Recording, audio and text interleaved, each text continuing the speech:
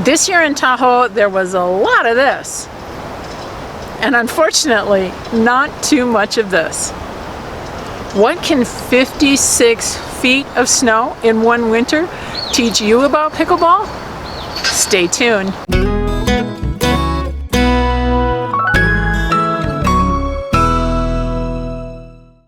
Hey everybody, it's CJ Johnson.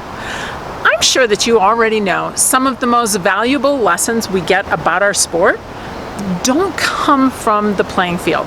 They come from life.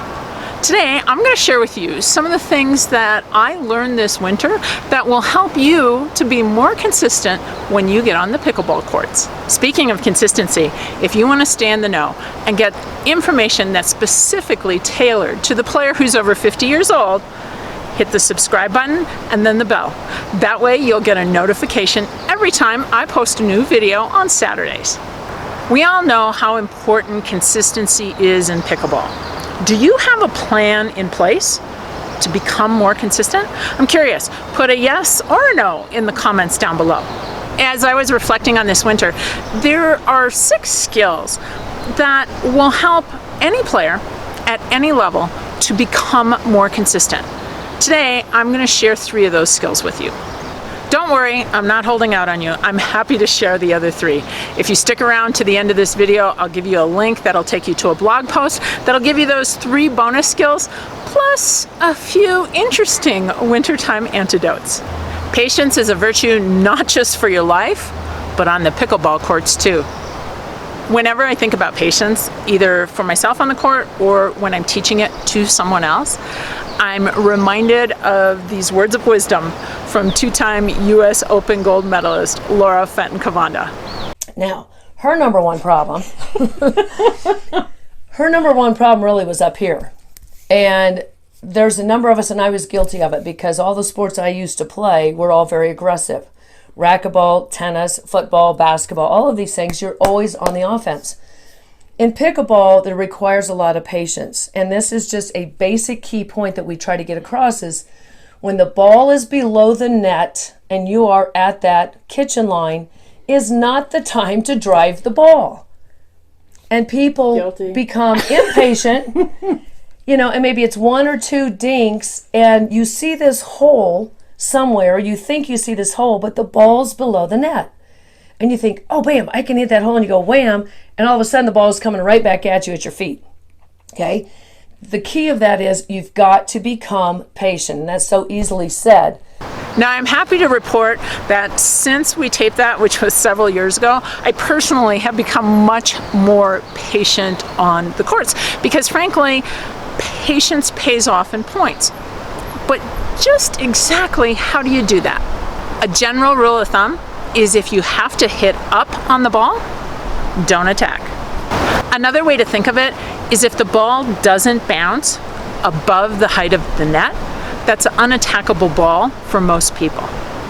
Now you'll notice I said most people. That's because in pickleball, there's a lot of exceptions to the rules. If you come from a racket sports background, chances are you're pretty good at putting top spin on the ball. And if that's one of your strengths, you can attack a ball that bounces below the net, oftentimes successfully. If you're fortunate enough to be one of those people who's great with topspin, the recommendation for you is don't attack a ball that doesn't bounce above your knee. Skill number 2. Physical fitness makes your life easier off and on the courts. A few years ago, I was listening to an interview with Scott Moore where he talked about the decision to become one of the best players in pickleball. Certainly, he got on the court and started working on his pickleball skills, but his other priority was working with a trainer and getting physically fit. You may not have a desire to be one of the best players in the world, but certainly being more fit will help you on the pickleball court. Your physical condition, your cardiovascular strength, your muscle strength and endurance, your flexibility and mobility, and your balance begin to deteriorate when you're at age 40. If you're not doing anything to combat your aging, you're deteriorating. And eventually, that's going to take a toll in all areas of your life. An often overlooked area of fitness and a prerequisite for athletic motion is balance. In pickleball, balance allows us to get the ball to go where we want it to go. In addition to helping you improve your consistency, physical fitness will help us to avoid injury on the court. People who have strong legs and cores use their bodies to enhance their pickleball motion. People who have weak legs and cores often bend or move from the wrong places, putting additional stress on their bodies. If you'd like to know how your physical fitness measures up for your age, click on the link that just popped up above and it'll take you to a free fitness assessment. We drill over and over and over again so that when we get into a game or a tournament, the right move comes to us automatically without even having to think about it. Humans are hardwired to like games. After all, most of us are already addicted to pickleball. Make sure that you join me in the next video where I will show you how to craft a fun and effective practice plan that will help you to improve your consistency. To prep for that, make sure that you get your free pickleball inventory form. It's the first step in putting together a fun and effective practice plan that will help you to improve your consistency. I'll put a link down in the show notes below. Oh, and don't forget to check out those 3 bonus lessons by clicking the link down below. If you got value from this video, make sure that you give it a thumbs up or subscribe, or better yet, share it with your pickleball playing friends, because together we can train smart, live bold, and age well.